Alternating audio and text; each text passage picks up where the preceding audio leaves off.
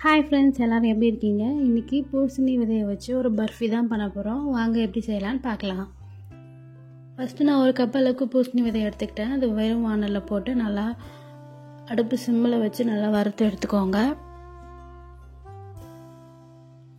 இந்த அளவுக்கு வறுத்ததுக்கு அப்புறமா ஒரு பிளேட்டில் மாற்றி அதை நல்லா ஆற விட்டு எடுத்துக்கலாம்.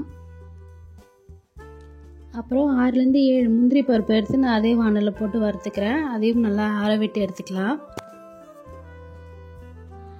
நல்லா ஆறினதுக்கப்புறமா அதை ஒரு மிக்ஸி ஜாரில் மாற்றி நல்லா பவுட்ரு பண்ணி எடுத்துக்கலாம். எங்கள் வீடியோவை இப்போ தான் நீங்கள் ஃபஸ்ட் டைம் பார்க்குறீங்க அப்படின்னா மறக்காமல் எங்கள் சேனலை சப்ஸ்கிரைப் பண்ணிவிடுங்க. பக்கத்தில் இருக்க பெல் ஐக்கானையும் ப்ரெஸ் பண்ணிவிடுங்க. அப்போ தான் நாங்கள் போகிற எல்லா வீடியோவும் நீங்கள் மிஸ் பண்ணாமல் பார்க்க முடியும். இப்போ நான் இந்த மாதிரி நல்லா நைஸாக அரைச்சி எடுத்துக்கிட்டேன்.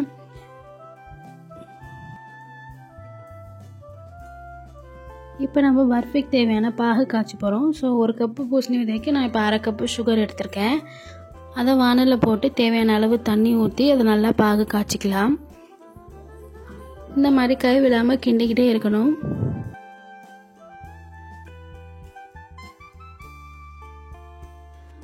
பாகு இப்போ ரெடி ஆகிடுச்சு. ஒரு கம்பி பாதம் அளவுக்கு வந்ததுக்கப்புறமா நம்ம அடுப்பு சிம்மில் வச்சிடலாம்.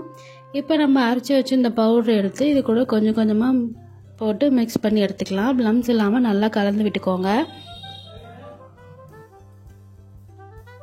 நல்லா கலந்து கொடுத்துட்டு இப்போ இதுக்கு தேவையான நான் கலர் பொடி கொஞ்சம் ஆட் பண்ணிக்கிறேன். க்ரீன் கலர் ஆட் பண்ணியிருக்கேன்.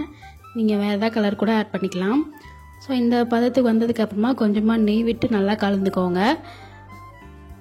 வானலில் அடிப்பிடிக்காமல் நல்லா பிறண்டு வரணும். அப்போ தான் அது ரெடி ஆகிடுச்சின்னு அர்த்தம். ஸோ நல்லா கிளறி கொடுத்துக்கோங்க.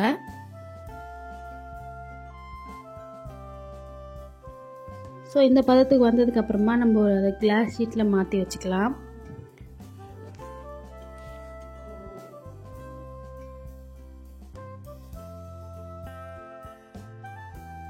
இந்த மாதிரி நான் திரட்டி எடுத்துக்கிட்டேன்.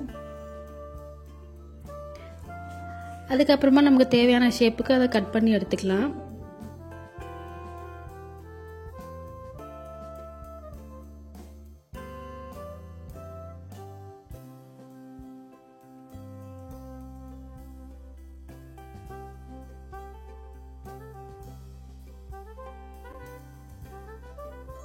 அவ்வளோதான், பூசணி விதையில் பர்ஃபி ரெடி ஆகிடுச்சு. ஸோ நீங்களும் இந்த மாதிரி ட்ரை பண்ணி பாருங்கள். உங்கள் வீட்டு குட்டீஸ்க்கும் ரொம்ப பிடிக்கும். செஞ்சு பார்த்துட்டு எப்படி இருக்குன்னு எனக்கு மறக்காமல் கமெண்ட்டில் சொல்லுங்கள். இந்த வீடியோ பிடிச்சிருந்தா மறக்காமல் லைக் பண்ணிவிட்டு அப்படியே உங்கள் ஃப்ரெண்ட்ஸ் அண்ட் ஃபேமிலிக்கு இந்த வீடியோவை ஷேர் பண்ணுங்கள். தேங்க்யூ ஃபார் வாட்சிங்.